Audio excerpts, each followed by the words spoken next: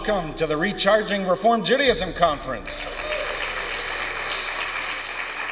Welcome to New York City. Welcome to the Stephen Wise Free Synagogue. It's our honor to host you. We're very pleased, amazed really, to see so many friends and supporters. When we first began to brainstorm about a possible conference, we anticipated perhaps several dozen colleagues might attend. What began as a trickle soon became a torrent of interest from the broad spectrum of Reform leadership, representing much of the glorious diversity of our movement: rabbis, cantors, educators, administrators, and lay leaders of synagogues of all shapes, sizes, and geographical locations, as well as other organizations such as Hillel and national and international reform institutions. The conference planning committee alone soon mushroomed to 90 colleagues. And it began to dawn on us that we were onto something much bigger than what we initially thought. That there is a deep hunger for gathering together in this manner, organic, grassroots, and informal, to discuss the future of our movement and North American Jewry. Hinei matov u'mana'im shevet achim gam yachad.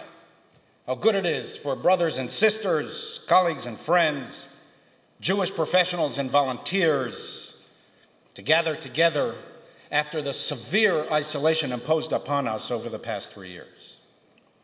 Just to be with so many partners and friends to discuss ideas, values, and beliefs is a great joy. Why are we gathering? While we may each have a different perch from which to observe and understand the Jewish community, I think that what brings most of us here and now is a sense of urgency that we are at an inflection point in the history of North American Jewry and the Reform movement.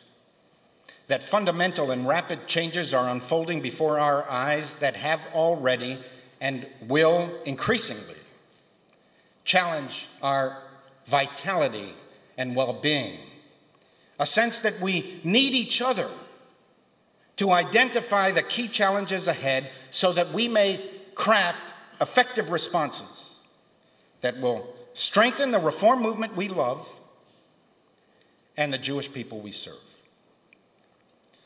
Now, when I refer to the Reform movement, I do not mean any one of us separately.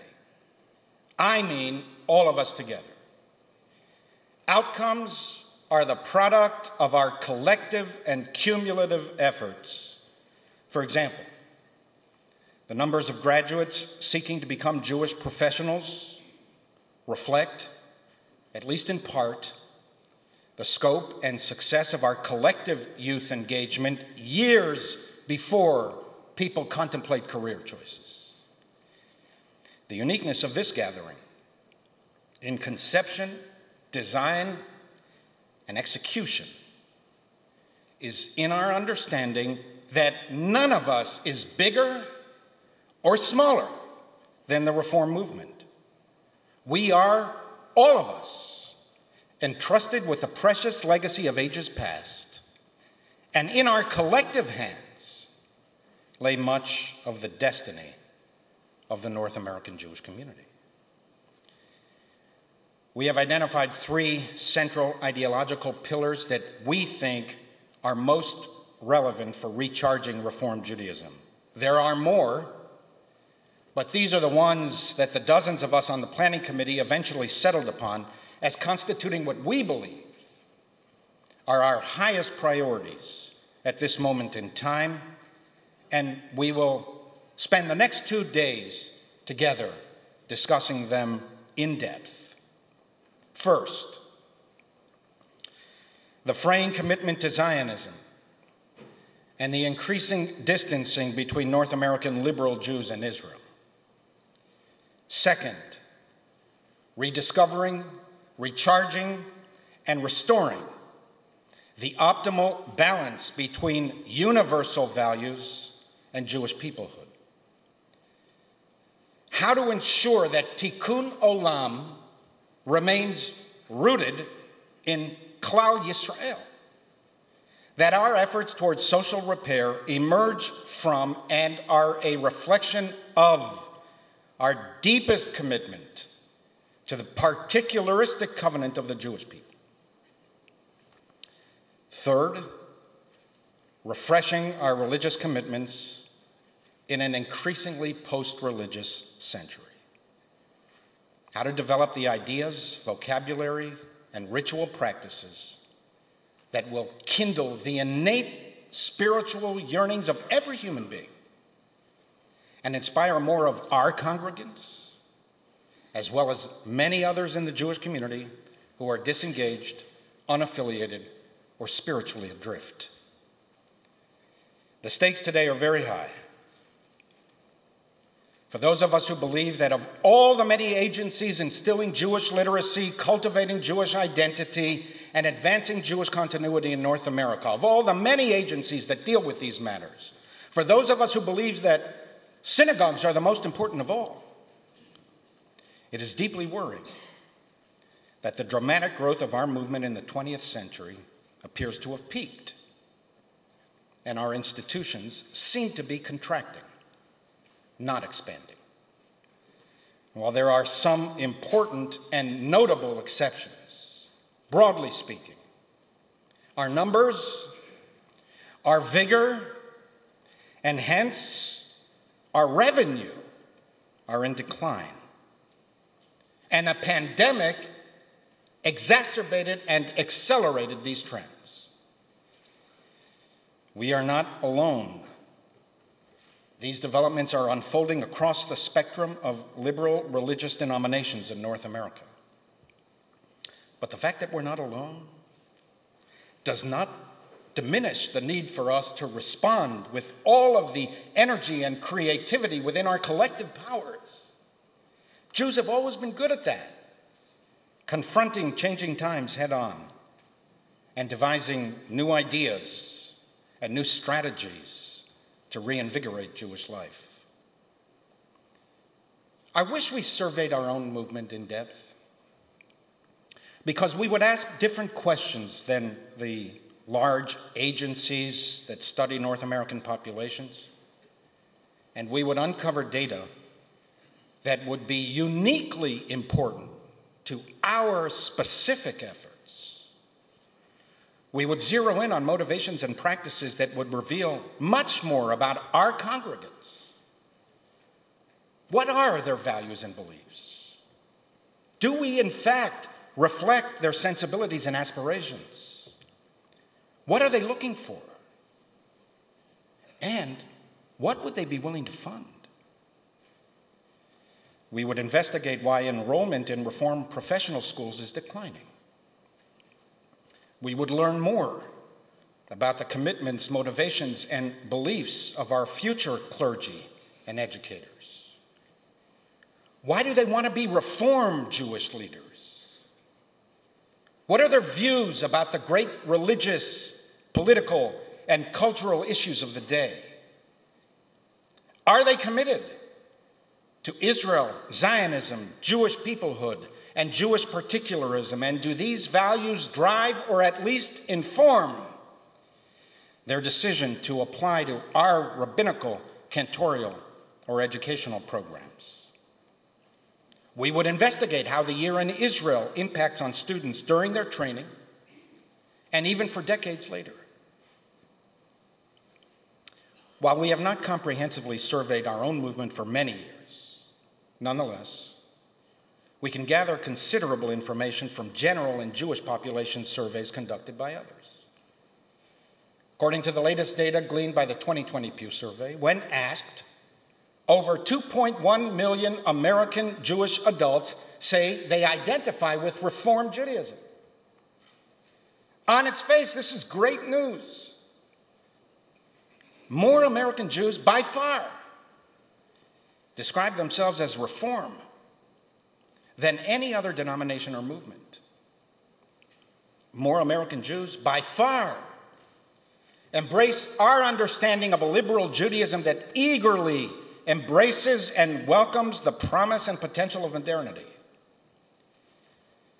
52% of currently enrolled religious school students, more than half, receive supplemental Jewish education in Reform synagogues. Fewer than 10% of American Jews say they are Orthodox. There are also nearly 2 million Jewish adults who describe themselves as either none, no religious practice or belief, or secular. And many of these Jews, too, are not out of our reach. There is vast potential for a renaissance of Reform Judaism. Most Jewish adults, 65%, want their children to be engaged in Judaism. And 81% feel a sense of Jewish belonging. We still have time if we can figure out how to engage the unengaged. The data point to engagement as the key to Jewish continuity, both in the broad community and certainly in our own synagogues. And here, there are worrying signs. While over 2 million Jewish adults describe themselves as Reform, only 555,000 of them actually affiliate with a Reform synagogue. Contrast that with an affiliation rate of 56% for conservative and 93% for Orthodox Jews. And how to account for the many liberal Jews, including young adults raised in our own congregations, who find more interest and meaning in Chabad activities than our own. According to a recent study by the Jewish Educational Project, enrollment in supplemental Jewish education declined by 40% between 2006 and 2019. The only exception was Chabad-run supplementary schools. Only 34% of American Jews are affiliated today. If we can attract more Jews, we will keep many of them. They will return to our congregations as adults and will add immeasurably to the strength and vitality of the North American Jewish community. Nearly 90% of adults raised Jewish are still Jewish, according to the 2020 Pew survey, and 2/3 of adults raised Reform still identify as Reform. We need to find ways to engage our own congregants much more deeply and attract many more North American Jews. We must figure out how to reverse, or at least to slow, widespread Jewish illiteracy, disaffiliation, and disengagement. We delude ourselves if we think we can overlook pervasive detachment and still sustain Jewish continuity in North America. Sooner or later, the protecting walls of Jewish nostalgia and generational loyalty will collapse under the mounting pressures of illiteracy and disinterest. In these 2 days, some of our movement's best thinkers and experts, our own teachers and leaders, will lead us in discussions how to think about injecting new energy into daily Jewish observance and ritual practice as we continue to contemplate and sharpen our theological approaches for the decades to come. We're not the only ones to recognize the urgencies of our times. We have many friends and potential benefactors who understand that the Reform movement is too big to fail. All who care about the health and well-being of the Jewish community realize that as goes our movement, so goes much of North American Jewry. It's why there are many individuals, philanthropies, and communal agencies that are willing to support us, who may not even consider themselves Reform or liberal. They too appreciate that what transpires during these years in our movement will ineluctably shape the future of the Jewish community. Many of the future leaders of the organized Jewish community will emerge either from our congregations or not at all. And therefore, communal agencies recognize that our problems are also their problems. And hence, they are willing or can be persuaded to encourage us, help us, and fund us. Our challenges cannot be adequately and comprehensively addressed by technique, by tinkering with this or that program or overhauling this or that initiative. It's a question of values. All of life begins with ideas and commitments. Values come first, and then we create the organizational infrastructure to propagate them. We do not first build a program and then figure out what are our principles. First, we have deep-seated beliefs, and then we build institutions and initiatives to disseminate them. When it comes to the three central pillars of this conference, we cannot shy away from the intensifying ideological struggle unfolding within the North American liberal Jewish community. To retreat from the competition of values is to leave the field wide open to those who are willing to engage. Mindful of our affection and respect for each other, relationships built up over many decades. I hope that during these 2 days, we state our views and critiques with clarity and conviction. Judaism is a tradition of machloket, disputation, disagreement, and debate. We do not take offense when we disagree with each other. To the contrary, Jews are offended when we too readily agree. If we feel we have taken a wrong ideological turn, we need to say so and lay down counterclaims. This conference reflects the will of its participants to roll up our sleeves and engage the debate vigorously, energetically, and forcefully. Some of you may know, I am especially concerned that those of us who are unshakably committed to the central religious value of Jewish peoplehood have not been vocal or effective enough. I am troubled by weakening attachments to Israel, the most eloquent expression of Jewish peoplehood in our times. I fear that we are losing the soul of the reform movement. For the record, like so many of us, I am appalled by elements of the current Israeli government. We will never sanitize ultranationalist extremists and religious fundamentalists. They are out of the mainstream and beyond the pale of normative Jewish and Zionist values. They do not own Judaism, despite them feeling they do. And to oppose these wayward ideologies is positive and constructive Zionism in action.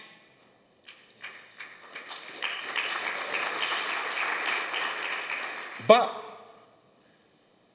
the process of distancing from Israel was gathering strength for many years before this government came into existence.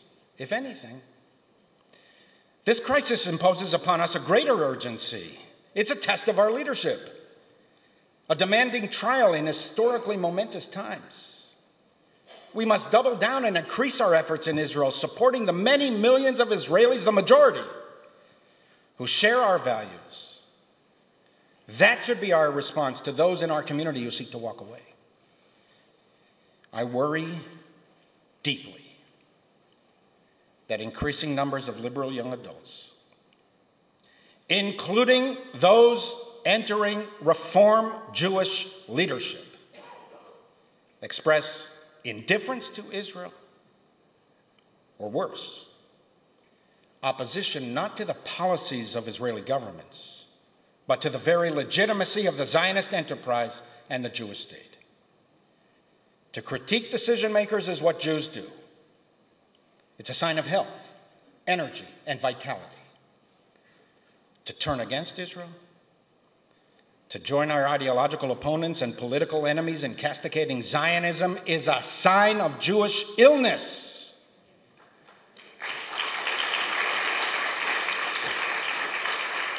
An atrophying of our intellectual and emotional commitment to our people. Israel is the Jewish people's supreme creation of our age. When you analyze what it took over 19 centuries to create and defend this tiny country, you may point to historical, sociological, political, economic, and a host of other factors that brought the modern Jewish state into being. But at some point, you just have to step back and marvel at the inexplicable miracle of it all. According to the laws of history, it was impossible. There shouldn't even be Jews in the world. We should have disappeared long ago, as all the other nations of antiquity that lived by our side, including the superpowers of the ancient world, who were destined to rule forever and who were convinced that they finally destroyed these pesky Jews. The first mention of our people outside the Bible is in the Merneftach stela from approximately 1200 BCE. You can see it in the Cairo Museum, wherein the Pharaoh of Egypt proclaims, Israel is laid waste, its seed is destroyed.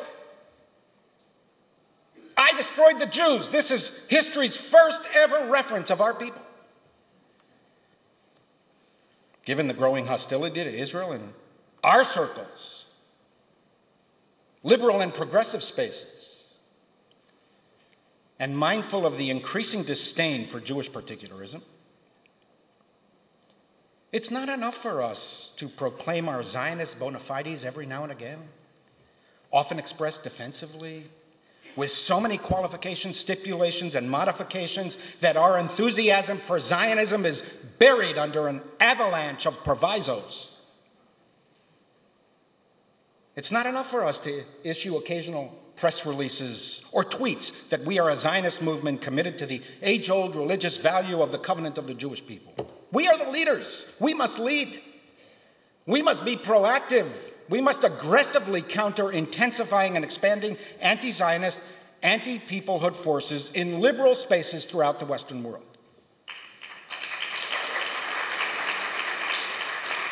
If not us, then who? We must let people know with clarity and conviction what we believe.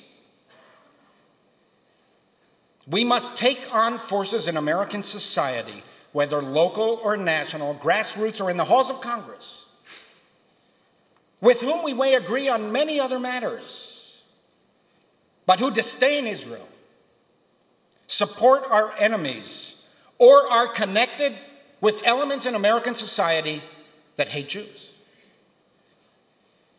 We cannot march arm in arm with Israel haters, lending them our moral authority and confusing our own followers.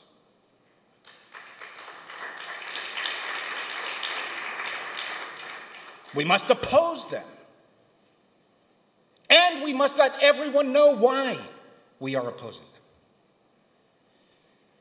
And sooner or later, we will have to attend to the growing fissures in the reform movement itself. We cannot pretend that they do not exist for the sake of a false sense of unity. Otherwise, the rifts that emerged between the anti-peoplehood, anti-Zionist Reform Jews of the first half of the 20th century and the Zionists, who are committed to Jewish particularism will reopen in our movement with devastating consequences for 21st century Reform synagogues. We must develop curricula from early childhood through advanced Jewish studies that instill a love of our people and a commitment to the Jewish state. We've already experienced these ruptures before in our movement. We thought those days were behind us. We were wrong. There is something innate in the philosophy of Western Jewish liberalism that inclines us to elevate universal aspirations not as complementary to or a reflection of Jewish peoplehood, but as its replacement. As stated with breathtaking and radical historical honesty by the founding generation of our movement in the Pittsburgh platform. We recognize in the modern era of universal culture of heart and intellect the approaching realization of Israel's great messianic hope for the establishment of the kingdom of truth, justice, and peace among all men. We consider ourselves no longer a nation, but a religious community, and therefore do not expect a return to Palestine. And it dawned on me only a decade or so ago. My close to 35-year career, I only think I figured this out just a decade or so ago, that the anti-peoplehood stance of late 19th to mid-20th century Reform Judaism, the rejection of Jewish particularism in favor of an almost messianic-like embrace of Western universalism, was not an historical aberration. The exception was not the Pittsburgh platform, as I had assumed for most of my career. The exception was the 20th century that inflicted existential threat after existential threat on our people. Eastern European pogroms, Western European fascism, the Holocaust, Israel's War of Independence, the Six-Day War, the Yom Kippur War, the fight for Soviet Jewry. These compelled even fervent anti-peoplehood Reform Jews to warm towards Jewish particularism for a period of time. But now, in an era of no perceived existential threats against the Jewish people, when, if anything, Israel is perceived by many liberal Jews as the neighborhood bully, and notwithstanding the distressing rise of Western anti-Semitism, it's natural, and we should have expected, that this strain of Jewish liberalism that denigrates Jewish particularism would return. Reform Judaism occupies the seam in Western religious life, bridging both the universal and the particular. It's a good place to be. It's where we want to be. But in truth, we have often distorted the balance between Tikkun Olam and Klal Yisrael, thus disfiguring Judaism's unique approach and contribution to the world. We must constantly be on guard and effectively oppose those who would take us back to the future, to the bitter disputes that almost ripped our movement apart in the 20th century. It was only a relative handful of Reform Zionist rabbis and lay supporters who refused to accept the anti-peoplehood and thus the anti-Zionism of the early 20th century Reform movement. It was just a handful. But they are the ones who eventually reshaped and recharged our movement, and along with it, much of the North American Jewish community.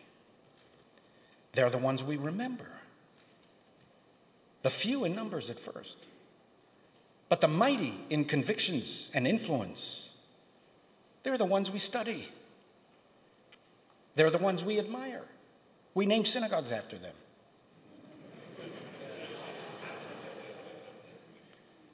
They knew we had taken a wrong turn.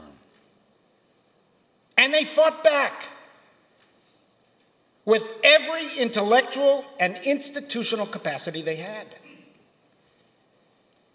The founder of this synagogue, Rabbi Stephen Wise,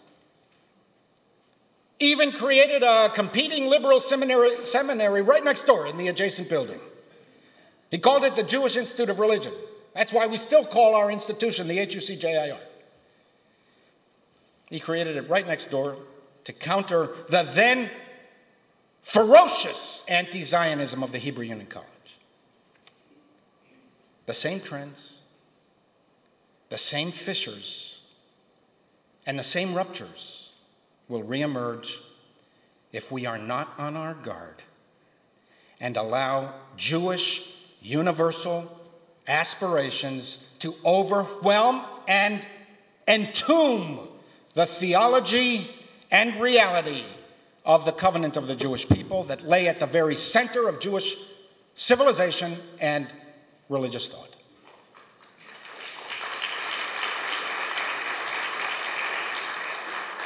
At no time in the history of our people,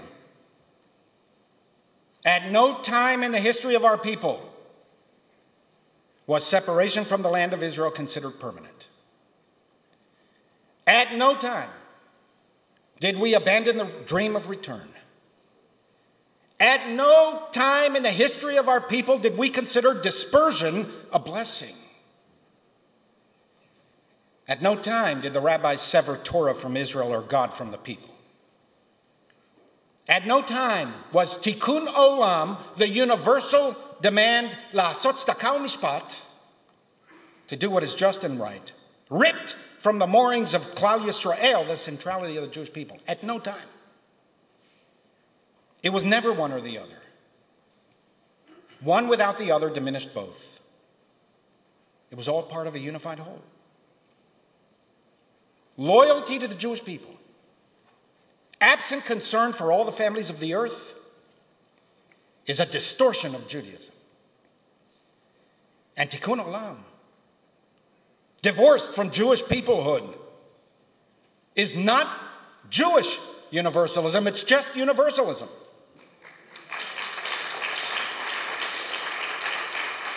It's more Kant than Kiddushim.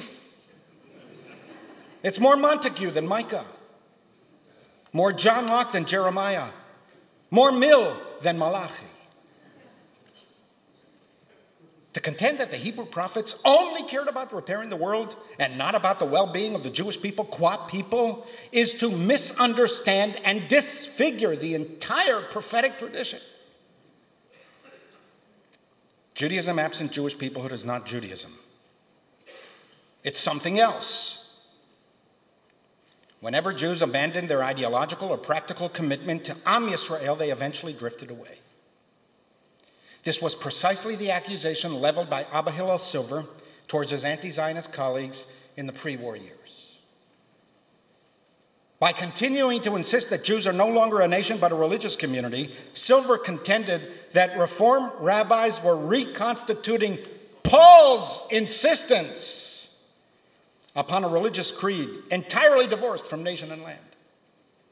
In a scathing critique, he noted that this declaration of Reform rabbis was the first of its kind ever made by an assembly of Jewish religious leaders, implying that had the Reform movement continued down this path, we too would have eventually drifted away from Jewish civilization.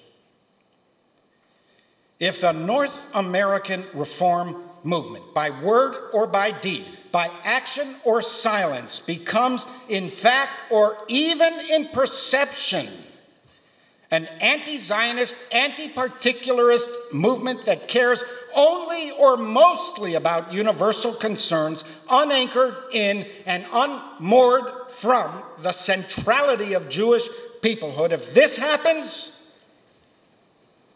most American Jews will abandon us. As they would have in the 20th century had we not come to our senses. With your indulgence, I end on a personal note. One of my favorite biblical verses is in Psalm 118 that constitutes part of the Hallel service that we chant on the 3 festivals and other joyous occasions. The psalmist wrote, Even ma'asu abonim hayta lerosh pinah. The stone that the builders rejected has become the cornerstone. Whenever I hear this verse, I immediately think of my father of blessed memory. Those of you who worked with him or remember him might know that the great efforts to build our movement in Israel were highly controversial, especially in those early years between the 1970s and the end of the 20th century. Many senior Reform professionals and lay leaders were convinced that diverting resources to Israel was futile and would actually harm the North American Reform movement. It would bankrupt the movement. Some of these controversies are documented in the American Jewish Archives in Cincinnati. My father showed me several exchanges before he died. It makes for fascinating historical reading. Had the sentiments of the many of the North American Reform movement prevailed, there would be no Beit Shmuel, no Merkaz Shimshon, no kibbutzim. We would not have joined the World Zionist Organization. And few of the dozens of Reform synagogues, community centers, youth groups, and educational facilities that we are rightly so proud of in Israel would have been built. Is it conceivable to imagine North American Reform Judaism now, half a century later, without what we have built in Israel in the past 50 years?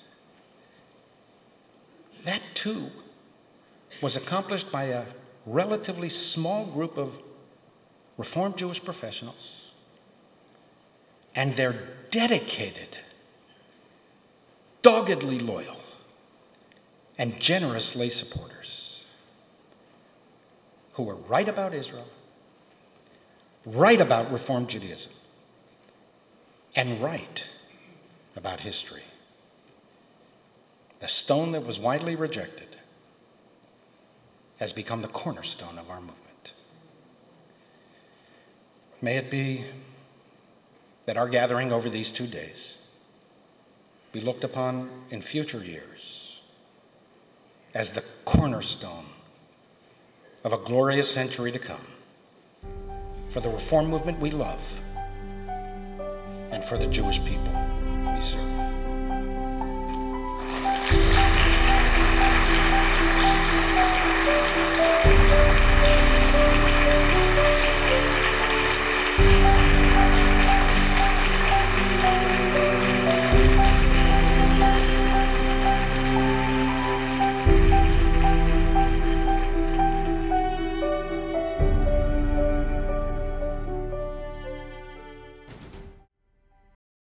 We would be pleased to send a complimentary DVD of this program to anyone who wishes to support JBS with a tax-deductible gift of $36, double chai, or more.